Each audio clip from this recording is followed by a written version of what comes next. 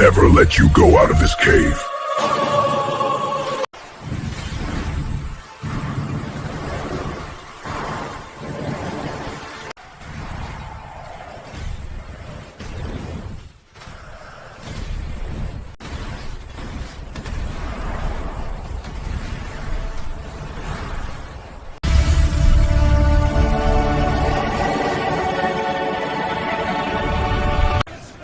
You are safe from the monster, Princess! My pleasure, Arik. Thank you for saving my life.